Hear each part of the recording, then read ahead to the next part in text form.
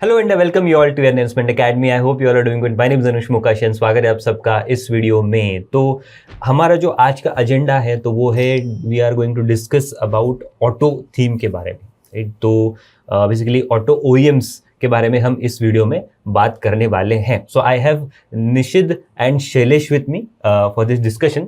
Video में आगे बढ़ने से पहले मैं आपको बताना चाहता हूँ Yagna is offering discount on their model portfolios. तो आपने अभी तक अगर हमारे प्रोडक्ट सब्सक्राइब नहीं किया है तो यू कैन कंसिडर सब्सक्राइबिंग। आपको यहाँ पे कूपन कोड दिख रहा होगा, you can use the coupon code and आपको वहाँ पे डिस्काउंट मिल जाएगा। तो आई होप इस ऑफर का लाभ आप जरूर उठाओगे। तो वीडियो की शुरुआत करते हैं। सो एज आई सेड, हम ऑटो ओईएम्स के बारे में हम इस वीडियो में डिस्कशंस करने वाले हैं। So I have Nishid and Shailesh with me. तो बट ऑटो ओईएम्स के बारे में डिस्कस करने से पहले जस्ट एक ओवरऑल ब्रॉडर अंडरस्टैंडिंग लेते हैं कि क्यों ये थीम इतनी ज़्यादा इंपॉर्टेंट है। तो आप यहाँ पे एक चार्ट देख सकते हो ऑन द स्क्रीन। तो ये चार्ट ये दिखाता है कि timeline of per capita GDP from $2000 से लेकर $10,000 तक की ये जर्नी है for Japan, South Korea and China. तो इसमें क्या है कि जैसे जैसे like $2000, $3000 is generally seen as a inflection point, कि अगर ये किसी भी कंट्री का अगर ये जीडीपी पर कैपिटा क्रॉस होता है तो इसके बाद एक इन्फ्लेक्शन पॉइंट आता है। Next 10 years are very very important for the country, because जो क्या है कि परचेसिंग पावर, जो एबिलिटी है, बाइंग पावर जो है तो वो बढ़ जाती है for the consumers in the country. So you can see the details on the screen कि जापान को, साउथ कोरिया को एंड चाइना को लगभग 12 to 14 years लगे फ्रॉम $2000 से $10,000 तक ये जर्नी कंप्लीट करने में। एंड इसी पीरियड में जो डिस्क्रिशनरी थीम्स है, जैसे कि auto is part of that discretionary consumption, तो उन्होंने बहुत अच्छा करा है इन दीज रिस्पेक्टिव कंट्रीज। तो इसीलिए हमने ये थीम सिलेक्ट की है and we are going to discuss few companies in this regard. तो करेंटली अगर हम इंडिया के पर्सपेक्टिव में अगर हम बात करें तो इंडिया का GDP per capita also in the range of $2,500 to $3,000। तो जैसे जैसे ये और बढ़ेगा वैसे वैसे ये सारे डिस्क्रिशनरी कंजम्पशन के जो थीम्स है तो वो ज़्यादा एक्सपेक्टेड है कि वो ज़्यादा अच्छे करे fundamentally as well as maybe in the markets. Begin this discussion. So Nishid and Shailesh, so basically अब इसको ऐसे डिवाइड करते हैं कि 2 व्हीलर्स, 4 व्हीलर्स एंड सीवी। तो अब क्या हो रहा है 2 व्हीलर्स में स्पेशली, क्या हो रहा है 2 व्हीलर्स में स्पेसिफिकली? करंटली अभी ऐसा चल रहा है कि जो लास्ट ईयर जीएसटी का बेनिफिट आया था वहाँ से डिमांड बहुत पिकअप हुई, क्योंकि prices were down for by motorcycles below 350 chassis.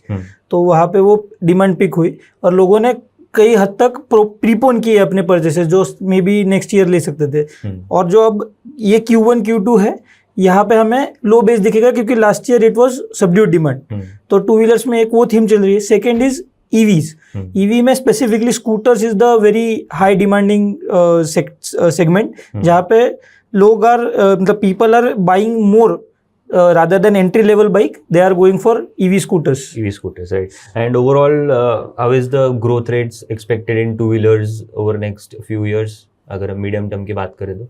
Expectations तो यूजुअली डबल डिजिट ही रहती है, मिड डबल डिजिट ही रहती है। बट अभी जो एक्चुअली जो इन्फ्लेक्शन पॉइंट दिखा है, जो बहुत ही तेजी आई है, वो like financial year 19 was the year जहाँ पे बहुत सेल्स हुई थी 2 व्हीलर्स की। And finally in financial year 26 हमने वो जो बेस था फाइनेंशियल 19 वो अभी क्रॉस किया, क्योंकि फाइनेंशियल ईयर 20 से लेकर 22 जब कोविड आया था तो डिमांड बहुत ही कम हो गई थी। तो जो आप अभी डिमांड दिख रहे हो वो ड्यूल लेवल पे है। एक तो रिप्लेसमेंट डिमांड है, जो लोग कार्स, जो गाड़ियां ले रहे थे वो रिप्लेस कर रहे हैं, और प्रीमियमाइजेशन हो रहा है जैसा आपने बात किया। तो premiumisation is happening from, as he said, कि स्कूटर्स पे जा रहे हैं और हायर सीसी स्कूटर्स पे जा रहे हैं। और इसलिए आप देख रहे हो टीवीएस जैसी कंपनीज, राइट? टीवीएस जो अपनी पूरी कंपनी ही प्रीमियमाइजेशन पे बेस्ड है, राइट? उनकी जो प्रीमियम सेगमेंट्स है they are doing very very very well, और इतनी अच्छी कर रही है कि हम ही सरप्राइज हो रहे हैं कि बस अभी ये आखिरी क्वार्टर है, बस ये आखिरी क्वार्टर है जिसमें ग्रोथ आएगी, अब नहीं आने वाली है। But that is not happening.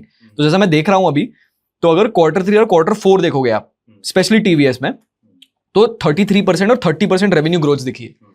तो आई एम एक्सपेक्टिंग कि Q3 एंड Q4 इतना हाई बेस है कि प्रोबेबली 20% प्लस ग्रोथ नंबर्स नहीं दिखे। बट अगेन इतना सरप्राइज हो रहा है, the kind of demand that we are seeing in 2 wheelers specially, इतना सरप्राइजिंग हो रहा है कि कुछ प्रिडिक्शन देना ही इम्पॉसिबल हो गया। और स्पेशली क्योंकि Q3 इज यूजुअली सजेस्टेड, मतलब यूजुअली जब फेस्टिव डिमांड रहती है तो you expect something good, right? अब वही आप टीवीएस में देख रहे हो, वही चीज आप बजाज में देख रहे हो। बजाज थोड़ी एक्सपोर्ट हैवी है, तो बजाज में डोमेस्टिक इतनी डिमांड नहीं दिखती है, इसलिए उनकी एबिटा मार्जिन भी ज्यादा है बजाज की, अगर आप देखोगे तो। टीवीएस में आप वही देख रहे हो, बजाज में आप वही देख रहे हो। अगर आप एथर देखो, अगर आप टीवीएस में ही ईवी सेगमेंट भी देखो, तो they are doing numbers that are their best ever. Every quarter they are saying कि we have done our highest volumes ever. So that is the kind of demand we are seeing, right?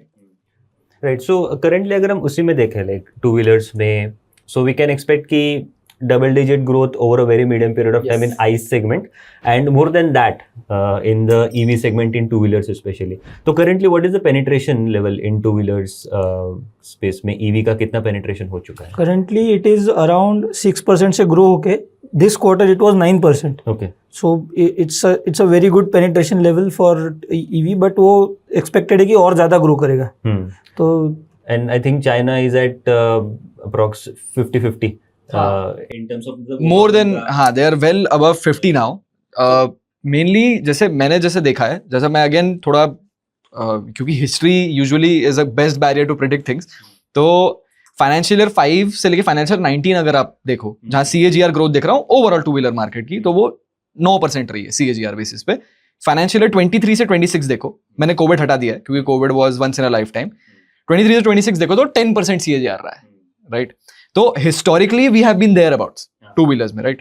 तो अगर आप overall two wheelers में देखोगे तो this is going to be the growth rate. I don't think कि मतलब बहुत अच्छे सालों में प्रोबेबली सिंगल डबल डिजिट्स में चले जाएगा 11-12%, बट यही रेंज रहेगा 5 से 10%। अब उसमें आता है ईवी पेनिट्रेशन। नाउ ईवी की जैसे मैं आपको समझाता हूं, तो अगर लास्ट फाइनेंशियल 20 से 26 ईवी CAGR देखोगे तो 95% है। तो एज ईवी पेनिट्रेशन इंक्रीजेस, तो आई एम एक्सपेक्टिंग कि टू व्हीलर थीम में भी अगर टू व्हीलर 6 से 10% ग्रो कर रही है, तो ईवी की segment is growing to grow with a very very higher CAGR, क्योंकि पेनिट्रेशन विल प्रिडिक्ट कि कितना CAGR ग्रोथ हो रहा है। और उसमें अगेन 2 कंपनीज है, जब अपन कंपनी स्पेसिफाई आएंगे तो उसमें बात करेंगे। Then so this is all about two wheeler segment कि two wheelers में क्या हो रहा है, and currently I think ये सारे जो commodity related supply chain जो issues हो रहे हैं, तो I think this is applicable to all of them, right? Then four wheelers में आते हैं, so four wheelers are basically passenger vehicles. उसमें क्या हो रहा है especially with respect to ICE and EV part? Auto passenger vehicle में specifically again GST का जो बेनिफिट था वो इट वाज फॉर एवरीबॉडी। इसमें मेन थीम अगेन SUV की जो चल रही है वही है, SUV एंड EV में अभी अगेन वहीं पे भी SUV ही मेन डोमिनेंट प्लेयर है। तो इसमें जो प्लेयर्स है mainly Mahindra is there, in at some level Hyundai is there and Maruti is planning to build there SUV segment very good, तो उसमें है, और टाटा भी जो इनके SUV सेगमेंट से। तो ऐसे ये 4 प्लेयर है इसमें। मेनली SUV में सबसे ज्यादा बेनिफिशियरी करंटली महिंद्रा दिख रहा है। Mahindra is very aggressive in there overall SUV and EV plans as well. उसमें भी प्रीमियमाइजेशन ही थीम आ रही है SUVs में। अगर कोई लेके जाता हुआ गाड़ी वाड़ी बाहर रोड पे, तो यूजुअली ज्यादातर आजकल बारिश के मौसम में तो जब कार ही निकलती है तो कार्स में SUVs ही दिखती है। कोई एक अकेला है जो SUV चला रहा है। तो SUVs आई डोंट नो क्यों ऐसा हुआ है, अब कोई जनरल रीजन नहीं होता। आई थिंक SUVs ज्यादा स्टाइलिश दिखती है समथिंग, तो काइंड ऑफ दैट रीजन की वजह से SUVs में अगर mainly the theme the growths are incredible in PVs। Sedans में थोड़ी सी स्लो है, सेडान्स में इतनी अच्छी नहीं है। मेन SUVs MHCs भी बोलते हैं उनको, MPVs भी बोलते हैं, मल्टीपर्पज व्हीकल्स भी बोलते हैं उनको। तो उसमें बहुत ज्यादा डिमांड दिखी है। अगर फाइनेंशियल 26 में देखूं तो अबव 60% जो सेल्स हुई थी, over 60% of those sales were SUVs और मल्टीपर्पज व्हीकल्स। तो SUVs are the clear winners in the Indian market. और SUVs में प्रीमियम सेगमेंट में #1 रेवेन्यू मार्केट शेयर है इनका, महिंद्रा का। भले वॉल्यूम्स में they are not heavy, but #1 market share suggest कि उनके एवरेज सेलिंग प्राइसेस बहुत हाई है। दैट मीन्स कि SUVs अगर आपको चाहिए, अगर SUVs की थोड़ी थीम में खेलना है और ऑटो EMs में खेलना है, तो clearly Mahindra is the winner there. तो अब इसी के बेसिस पे हम थोड़ा कंपनी स्पेसिफिक आते हैं। सो टू व्हीलर्स में how would you define what is the picking order, कि अगर किसी को जाना है टू व्हीलर सेगमेंट में, देखना है कि कौन सी company ticks all the boxes, right, तो उसमें कैसे पैकिंग ऑर्डर डिसाइड करेंगे? So there are like TVS, Ola, Ather, Eicher and Bajaj. तो उसमें क्या रहेगा? तो जैसा सबसे पहले तो अपन उससे आते हैं हायरार्की से, राइट। तो TVS एंड हीरो बहुत वॉल्यूम्स बेचती है, राइट, बट TVS को 61 का P मिलता है और हीरो को आई गेस यस 21-22 का पी है। तो रीजन मैं समझा देता हूँ एक बार, ठीक है। तो now TVS is into premiumisation. Now their whatever they say in their conference calls is कि हमको प्रीमियमाइजेशन टारगेट करना है, हमको बेटर स्कूटर्स देनी है at probably not that high prices. उसकी वजह से उनको एक डिमांड इन्फ्लेक्शन दिखा है जो नंबर्स में शो होता है। उनकी एबिटा मार्जिन्स और हीरो की EBITDA margins are around the same, but Hero का बेस इतना हाई है कि उनको 30% वहां से ग्रो करना is probably impossible. And plus I think Hero के ज्यादा plans in the EV part भी अभी नहीं है। हाँ, बट ईवी पे आता हूं मैं, ईवी पे अलग से बात करेंगे। तो जैसा टीवीएस का क्योंकि बेस इज करंटली लोअर, तो they can show 20% growth margin, है ना। और उसमें उनकी एबिटा मार्जिन है, इसलिए उनको 61-60 का पी मिलता है, राइट। हीरो का बेस इतना है, इसलिए इतनी स्लो डिमांड, मतलब इतने स्लो बेस पे ग्रो हो रही है, और अगेन पी इज लोअर। अब दोनों कंपनीज में, मेनली इन दोनों कंपनीज में ईवीज आर बहुत छोटा पार्ट, लाइक उनकी रेवेन्यूज पे इतना इंपैक्ट देती नहीं है। तो अगर आपको E2 व्हीलर का एक एक्सपोजर चाहिए तो probably these are not the companies right now, क्योंकि वॉल्यूम ही नहीं है इतनी, volume is of ICE, right. अब तीसरी कंपनी जो आती है यहाँ पे वो बजाज है। अब बजाज अलग ही है। Bajaj auto is a company that operates at different EBITDA margins. अगर ये 15% की एबिटा मार्जिन देती है टीवीएस और हीरो मोटरकॉर्प, तो ये 20% भी छूती है Bajaj. Reason is their export heavy, correct. Bajaj को अगर आपको देखना है तो that is kind of an export bet, और ये 3 व्हीलर्स में बहुत हैवी है। 3 व्हीलर्स में they are the best sellers. तो अलग अलग कंपनीज है, अलग अलग चीजें ऑफर करती है। E2 व्हीलर्स में अगर जो ये, क्योंकि हैवी आइस व्हीकल्स मैं इनको बोलता हूँ, this are legacy ICE OEMs, तो इनमें इतनी वॉल्यूम नहीं आई है अभी E2 व्हीलर्स की कि मैं बोलूँ कि this will give you an E2 wheeler exposure, right? अगर E2 wheeler में जाना है स्पेसिफिकली, तो then there is only 2, Ola and Ather, correct? जो लाइक छोटी छोटी कंपनियां भी है जो हमने देखी है स्मॉल कैप्स में भी, हमारे ध्यान में है वो, but in general Ola and Ather are the 2 safer bets right now in the Indian market. I will add in this ICE segment. TVS, why it gets so much higher P than Hero, let's say, कि TVS is the only player जो हर एक 2 wheeler के segment में exist करता है, from smaller CC to higher CC 350 segment. And अभी तो वो नॉर्टन करके कंपनी इन्होंने एक्वायर की थी यूएस की, यूके की, तो उसमें भी अभी आ रहा है। तो they exist everywhere with very good products. Hero at the same time हर जगह पे नहीं है, वो मेनली एंटी सेगमेंट में, तो anti segment will D grow and premium will improve, तो इसलिए हीरो को पी कम मिलता है, ज्यादा मिलता है। And they have also showed there मतलब रिटर्न रेशियोज में भी इंप्रूवमेंट उन्होंने दिखा है, asset turns, and that's why market is also allowing higher P multiple like sustain करके, राइट। सो तो ओला एंड एथर के बारे में अगर हम बात करें specifically EV, like these are the like क्या बोलते हैं इनको, एक पिलर्स है for the EV 2 wheeler space में, तो इसमें क्या कह सकते हैं, हु इज द बेस्ट या हु इज द नंबर 1 या नंबर 2? अगर market purely market share point of view से देखो तो Ather is better than Ola, but जैसा मैंने बोला कि उनकी कहानियां बहुत इंटरट्वाइंड रही है। जैसे ही अगर आप ASP वॉल्यूम्स में देखोगे तो ओला जैसे नीचे गिरता गया है, एथर जैसे ऊपर आता गया, राइट। ओला एक समय फर्स्ट था मार्केट शेयर में, जो अभी I think they are 6.8% market share, down from above 20%. That is very very steep fall. Ather 16 right now 17% पे, Q1 financial year 27 के रिजल्ट्स के हिसाब से they have a 17% market share. उसमें भी they are very heavy in South India. South India से चालू होता है, Middle India में, then they come to rest of the India. Middle India में उनको अपनी वॉल्यूम्स इंक्रीज करनी है। Ather बहुत ही क्लीन कंपनी है, देखने में ज्यादा कुछ है नहीं उधर, 2 ही ऑफर करती है अभी अपनी गाड़ियां, and those are premium. Mass market जो 1 लाख से 1.25 लाख है, उसमें they are going to add facilities, जिसमें जैसे उनके 4 लाख की अभी वो है capacity, right. They are going to add 5 lakh capacity on top of that, तो 9.2-9.4 लाख के आसपास कैपेसिटी हो जाएगी। जो 5 लाख की कैपेसिटी ऐड हो रही है वो उनके EL प्लेटफॉर्म करके एक नई गाड़ी निकालने वाले हैं, which is going to target these mass premium segments. इस एनालिसिस में जब देख रहे थे हम एथर वगैरह, तो we try to look at China as well. तो चाइना में भी जो कंपनी हाईएस्ट मार्केट शेयर कमांड करती है अबव 25%, तो that company has had a presence everywhere, just like TVS। Everywhere उनका प्रेजेंस रहा है, और तब जाके they have scaled to a comfortable EBITDA margin, right. तो एथर को I think Ather now understand, Ather पहले था कि we are going to differentiate ourselves with Aether stack, with our software, जो हम अलग चीज ऑफर करेंगे. But now they understand कि if they want to be successful in this business model right now, especially जब वैल्यू चेन अपने हाथ में नहीं है, लिथियम आयन की जो वैल्यू चेन है, बैटरीज बिल्ड करना है, वो हमारे हाथ में नहीं है, तो कॉस्ट बहुत ज्यादा है. तो उनको पता है कि हमको स्केल लानी पड़ेगी to have a successful business model to actually make money for the shareholders, right. तो आज तो वो पैसा नहीं कमा रही है, तो आज वो प्राइस टू मार्केट कैप पे, राइट. तो क्योंकि Ather is clearly growing in market share and clearly growing in volumes, तो यू सी कि जो मार्केट कैप टू सेल्स है वो बहुत हाई है कंपेयर टू ओला. तो ओला पे जहां आपको टर्न अराउंड फ्लेवर मिल रहा है कि Ola has to build their volumes up, Shailesh बताएगा कि क्वार्टर 1 में क्या क्या हुआ, वहीं आपको एथर में क्लीन ग्रोथ स्टोरी दिख रही है जो नंबर्स में भी दिख रही है. So I think Ola is also, so basically जितना मैंने पढ़ा है कि these are like two different मतलब एक अलग ही क्या कहते हैं, एक अलग ही टेंशन पे चल रहे हैं, because Ola is typically developing there basic physical infrastructure पहले, एंड एथर टारगेट कर रहा है कि पहले मैं स्केल बना दूं उसके बाद बंद कर, because Ather is completely dependent on imports from China. So अभी ओला के केस में कितनी कैपेसिटी अभी उनकी है, कहाँ पे वो जाना चाहते हैं, and also the I think cell part maybe they have entered now.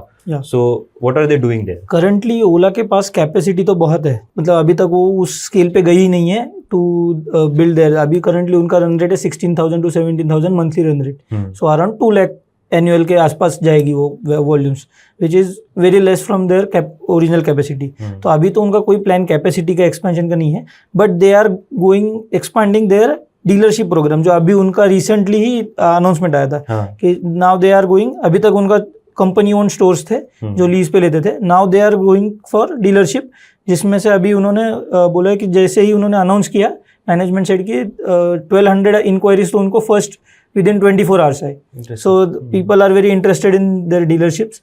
उससे उनको एक तो first of all network expansion मिलेगा Tier 2 Tier 3 सिटीज में, एंड सेकेंडली जो मार्जिन्स उनको मिल सकते हैं एट दैट लेवल वो भी मिलेगा.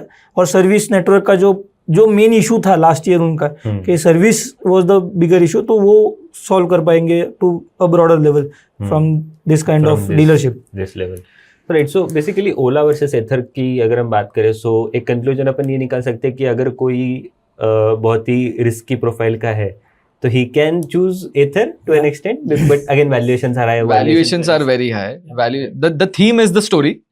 The theme is कि e-2-wheelers will fully penetrate the Indian market. That is the story to completion. हाँ, तो वो story पे you are betting on Ether. ओला, अब दोनों मैं अगेन एक बार थोड़ा और बता दूं मैं, तो गीगा फैक्ट्री जैसा ये बताता सेल टेक्नोलॉजीज क्या होती है. तो lithium ion cells are the battery, right? They are the engine, they are the battery, they power the vehicle. So 30 to 40% are वो cost form करती है of a vehicle.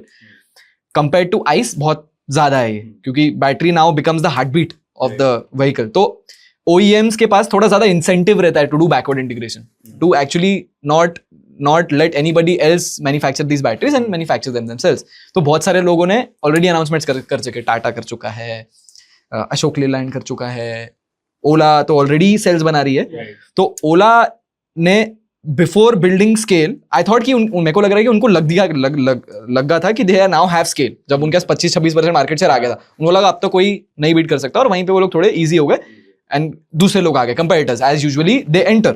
ओला का focus is now on gross margins. तो they have to decrease their raw material cost. तो what they are trying to do is कि वो लोग जो वैल्यू चेन है लिथियम की, they are trying to in house it, backward integration, make it themselves. अगर उनको गाड़ियों में नहीं यूज होता है क्योंकि डिमांड अगर इतनी नहीं आ रही है, तो they are going to sell these lithium cells to other people. अच्छा, ऑप्शनलिटी भी है. एंड इट्स नॉट ऑप्शनलिटी, उनका एक महाशक्ति करके उन्होंने प्रोग्राम निकाला है where they will store the batteries.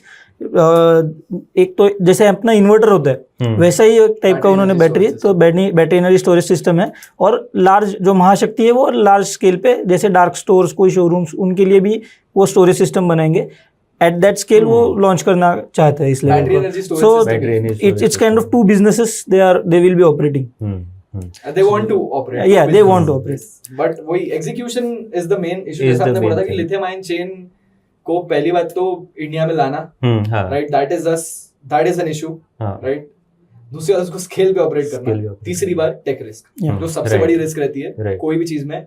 आज लिथियम आयन बोल रहे हैं हम, कल अगर लिथियम का सप्लाई में दिक्कत हो गई करेक्ट या कैथोड एनोड्स बनने में प्रॉब्लम हो गई, तो correct then you have to shift to a newer technology. Yeah. Correct तो Correct. the bets seem right now, right?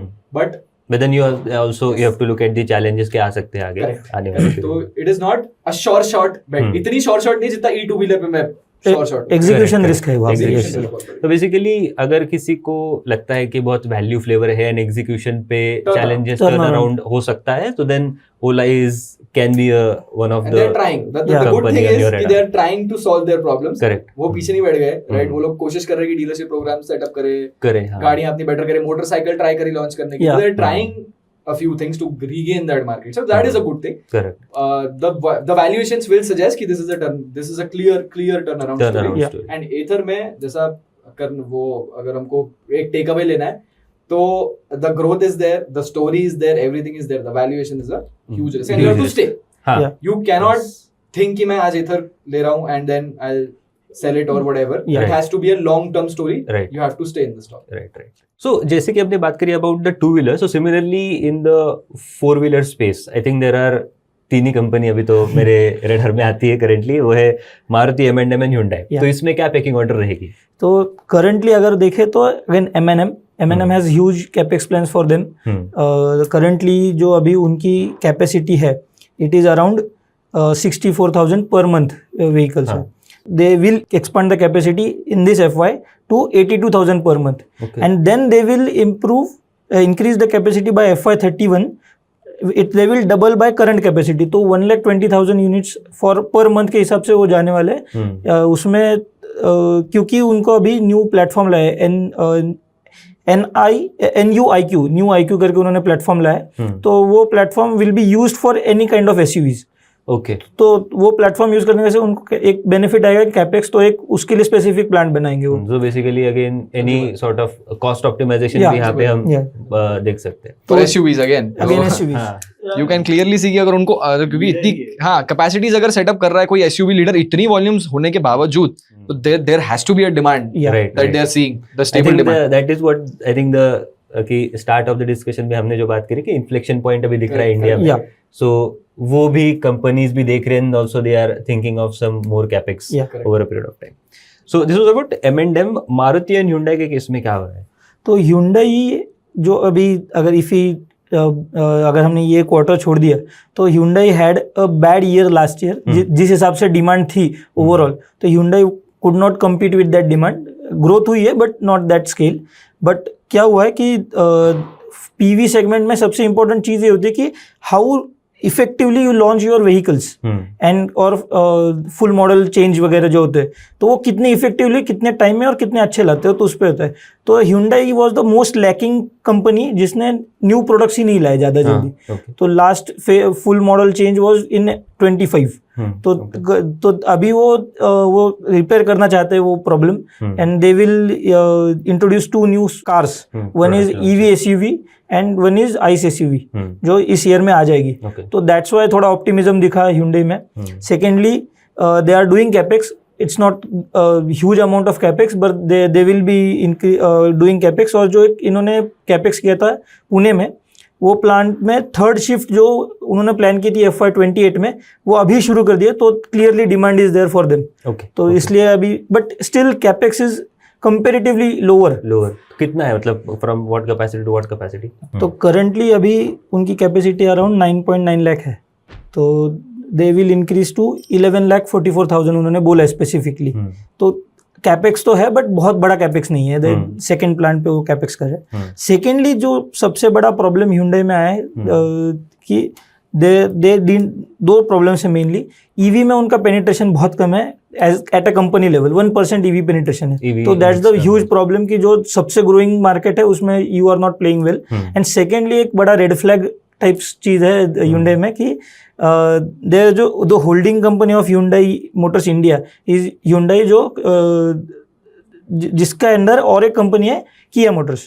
तो Kia मोटर्स में Hyundai ग्लोबल का स्टेक है 40%. And Kia also sells SUVs, premium SUVs in India, जिसने Hyundai का सबसे ज्यादा market cap सबसे ज्यादा मार्केट शेयर खाया है. तो it is kind of red flag कि Hyundai ग्लोबल जो डिसीजन लेगा उस पे Hyundai मोटर्स इंडिया को अग्री करना पड़ेगा। अंडरस्टूड। इसी वजह से आई थिंक मार्केट भी इतना ऑप्टिमिज्म वाइज नहीं देख रहा है। अब तक उसमें दिखा नहीं उतना ऑप्टिमिज्म, राइट। एंड अगर मारुति की बात करेंगे तो Maruti is doing capex, increasing their capacity, and they are specifically more focus towards now कि एसयूवी लाए।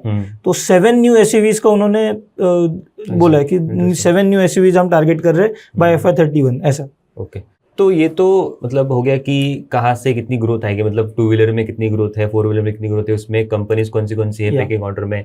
तो आपने कौन सी कंपनीज, आपको अभी तक पता चल गया होगा कि 2 व्हीलर्स में कौन सी कंपनी आपने देखनी चाहिए, एंड 4 व्हीलर्स में कौन सी कंपनी आपने देखनी चाहिए, उनके कैपेसिटी प्लान्स कैसे है, एंड ओवरऑल कमेंट्री भी क्या आ रही है फ्रॉम द कंपनीज। बट इसमें हमने ये सारी चीज़ तो पढ़ ली, बट इसमें लाइक रिस्क क्या है इंडस्ट्री वाइड? अगर कोई रिस्क हो तो वो क्या हो सकता है? रिस्क इज द बिगेस्ट एक ही है जो सबको पता है, साइक्लिकल कंपनीज है ये। अब साइक्लिकल कैसे आती है तो मैं समझाता हूँ, राइट। एक बेसिक फ्रेमवर्क सिर्फ इन्वेस्टर्स के लिए। तो यूजुअली डिमांड आती है, सप्लाई कम रहता है।